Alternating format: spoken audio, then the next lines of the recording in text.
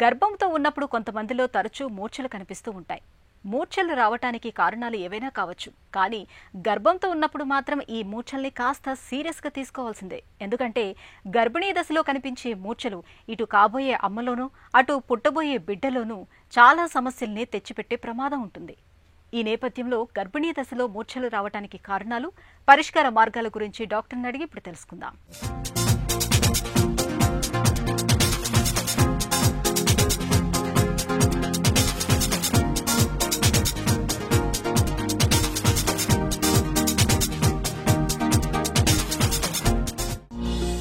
Fits ఉంటే గర్భం ధరించకూడదా? Fits అన్నవి ప్రెగ్నెన్సీకి కాంట్రా ఇండికేషన్ కాదండి. చాలామంది స్త్రీలలో ఫిట్స్ ఉన్న వాళ్ళలో ప్లాన్డ్ ప్రెగ్నెన్సీ ముందుగానే చేసుకోవడం వలన సక్సెస్ఫుల్గా ప్రెగ్నెన్సీ కానీ డెలివరీ కానీ హెల్తీ బేబీని డెలివరీ చేసే అవకాశం ఉంటుంది. చెప్పాలి అంటే స్త్రీలలో ఒక 40% మంది ఫిట్స్ ఉన్న వాళ్ళు రిప్రొడక్టివ్ ఏజ్ గ్రూప్లోనే ఉంటారు. మన ప్రెగ్నెన్సీ అవుట్కమ్స్ బాగుండాలి అంటే దాన్ని ముందుగా ప్లాన్ చేసుకోవడం అన్నది చాలా ముఖ్యం. ట్రీట్ చేస్తున్న న్యూరాలజిస్ట్తో ముందుగానే డిస్కస్ చేసుకుని ఈ ప్రెగ్నెన్సీ ప్లాన్ అన్నది ఒక ఏడాది లేదా కొన్ని నెలల ముందు నుండి డిస్కస్ చేయాల్సి ఉంటుంది. సో ఈ క్రమంలో ముందుగానే మనం మందులు ఏవైతే ప్రెగ్నెన్సీలో యూజ్ చేయగలమో, సైడ్ ఎఫెక్ట్స్ లేకుండా మనం ఏ మందులు ఇవ్వగలమో అని మార్పు చేసుకోవడం, ఫిట్స్ మెడికేషన్స్ని తగినంత తక్కువ మోతాదులో ఇవ్వడం, వాటితో పాటు ఫోలిక్ యాసిడ్ అన్న వైటమిన్ సప్లిమెంట్స్ అన్నీ ఇవ్వడం ద్వారా ప్లాన్డ్ ప్రెగ్నెన్సీ సక్సెస్ రేట్స్ చాలా బాగుంటాయి. కొంతమందిలో అనుకోకుండా అన్ప్లాన్డ్ ప్రెగ్నెన్సీ వచ్చినప్పుడు ఆ టైంలో ఈ ఫిట్స్ మెడికేషన్ వల్ల కానీ ఫిట్స్ వల్ల కానీ తల్లికి బిడ్డకి కొంత ప్రమాదం అన్నది ఉండే అవకాశం ఉంటుంది. సో ఫిట్స్ ఉన్నవాళ్ళు ఒక ప్లాన్డ్ ప్రెగ్నెన్సీకి వెళ్ళినప్పుడు ఒక న్యూరాలజిస్ట్ ఫాలోఅప్లో క్రమబద్ధంగా మందులు వాడుతూ ఉన్నప్పుడు సక్సెస్ఫుల్ ప్రెగ్నెన్సీ అవుట్కమ్స్ని చూస్తూ ఉంటాం. గర్భం ధరించగానే మూర్ఛ మందుల్ని మానేయాలా? ఫిట్స్ ఉన్న వాళ్ళకి ప్రెగ్నెన్సీ రాగానే మందుల్ని తప్పకుండా క్రమంగా వేసుకోవాల్సిన అవసరం ఎంతైనా ఉంది. ఫిట్స్ మందులు మానేయడం వలన మళ్ళీ ఫిట్స్ వచ్చే రిస్క్ అన్నది వీళ్ళలో చాలా ఎక్కువగా ఉంటుంది. ప్రెగ్నెన్సీగా ఉన్నప్పుడు ఎప్పుడైనా ఫిట్స్ కలిగితే తల్లికి బిడ్డకి ఇద్దరికి ప్రమాదం ఉండే అవకాశం, హై రిస్క్ అన్నది ఎక్కువ ఉంటుంది.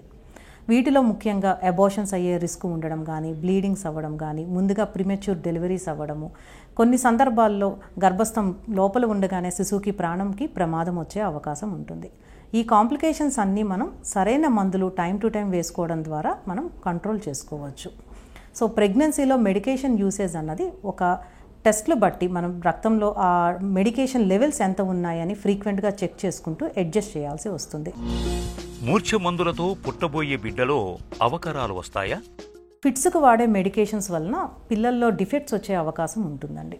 సో న్యూరల్ ట్యూబ్ డిఫెక్ట్స్ అని అంటారు. మన వెన్నుపూసకి సంబంధించిన డిఫెక్ట్స్ కానీ, బ్రెయిన్లో ఏమైనా లోపాలు రావడం కానీ జరిగే రిస్క్ అన్నది కనిపిస్తూ ఉంటుంది. ఇంతే కాకుండా క్లెఫ్ట్ లిప్ అని, క్లెఫ్ట్ ప్యాలెట్ అంటే పెదాలు, మనకి దవడలకి సంబంధించినవి, అంగుటికి సంబంధించిన డిఫెక్ట్స్ కూడా కామన్గానే చూస్తూ ఉంటాం. వీటితో పాటు న్యూరో డెవలప్మెంటల్ డిజార్డర్స్ అని అంటాం. అంటే తల్లి గర్భంతో ఉన్నప్పుడు ఫిట్స్ మెడిసిన్స్ తీసుకుంటే పిల్లల్లో కొంచెం ఆటిజం స్పెక్ట్రమ్ డిజార్డర్స్ అని కానీ, లాంగ్వేజ్ డెవలప్మెంట్ లేటుగా ఉండడం, ఐక్యూ కొంచెం తక్కువగా ఉండడం కూడా జరగవచ్చు. ఇంతే కాకుండా కొన్ని రకాల కార్డియాక్ అనామలీస్ కూడా లైక్ సెప్టల్ డిఫెక్ట్స్ లాంటివి కూడా మనం గమనించవచ్చు. కాకపోతే ఏ రకమైన మందులు వేసుకుంటున్నాం అన్నదాన్ని బట్టి ఈ లోపాలు కూడా మనకి నిర్ధారించబడతాయి. కొంతమందిలో వాల్ప్రోయిక్ యాసిడ్ కానీ, టోపిరిమేట్ అన్న మందులు ఎక్కువ మోతాదులో తీసుకున్నప్పుడు ఈ రిస్క్ అనేది 5 to 15% వరకు చూస్తూ ఉంటాం. లెవిట్రాస్టమ్ అని కానీ, లామోట్రైజిన్ అని ఇలాంటి మందులు యూజువల్గా ప్రెగ్నెన్సీలో సేఫ్గానే ఉంటాయి. ఇవి తీసుకున్నప్పుడు యూజువల్గా 1 to 2% మాత్రమే ఈ రిస్క్ని గమనిస్తూ ఉంటాం. ఈ అవయవ లోపాలు తక్కువగా ఉండాలి అంటే మనం మందుల్ని ప్రెగ్నెన్సీకి సేఫ్గా ఉండే మందులు వేసుకోవడం, తక్కువ మోతాదులో వేసుకోవడం, వాటితో పాటు ఫోలిక్ యాసిడ్ అన్న మందులు వాడడం ద్వారా తగ్గించుకోవచ్చు. మూర్ఛ మందుల వాడకంలో గర్భిణీలు ఎలాంటి జాగ్రత్తలు తీసుకోవాలి? ఫిట్స్ మెడికేషన్స్, మూర్ఛ మందులు గర్భిణీ స్త్రీలు అన్నవి క్రమబద్ధంగా వేసుకోవాల్సి ఉంటుంది. మనం 2 పూట్ల మందులు వేసుకోవాలి అంటే 2 ట్యాబ్లెట్స్ మధ్యలో గ్యాప్ ఖచ్చితంగా 12 గంటలు ఉండేటట్టు చూసుకోవాల్సి ఉంటుంది. ఈవెన్ 1-2 మోతాదులు మిస్ అయినా కూడా ప్రెగ్నెన్సీలో ఫిట్స్ వచ్చే రిస్క్ అన్నది ఎక్కువగా ఉంటుంది. ఏ విధమైన మందులు ప్రెగ్నెన్సీలో సేఫ్గా ఉంటాయి, ఎంత డోసులో ఇవ్వాలి అన్నది న్యూరాలజిస్ట్ టెస్టులు చేసి దాన్ని బట్టి నిర్ధారణ చేస్తూ ఉంటారు. ప్రెగ్నెన్సీలో వేసుకునే ట్యాబ్లెట్ మోతాదులు సడన్గా డౌన్ అవ్వడం, అప్ అవ్వడం జరిగే అవకాశం ఉంటుంది. వాటి కోసమని బ్లడ్ టెస్టుల ద్వారా రక్తంలో ఆ ఫిట్స్ మందు లెవెల్స్ ఎంత ఉన్నాయి అని ఫ్రీక్వెంట్గా చెక్ చేసుకుంటూ వాటి ద్వారా మనం డోసెస్ని నిర్ధారించడం జరుగుతూ ఉంటుంది. ప్రెగ్నెన్సీలో ఒకవేళ ఫిట్స్ కాకుండా ఇంకేమైనా కాంప్లికేషన్స్ లైక్ షుగర్ కానీ బీపీ కానీ ఇతర ప్రాబ్లమ్స్ ఉన్నప్పుడు వాటిని మరింత స్ట్రిక్ట్గా కంట్రోల్ చేసుకోవాల్సిన అవసరం ఎంతైనా ఉంటుంది. గర్భిణీ దశలో మూర్ఛలు వస్తుంటే ఏం చేయాలి?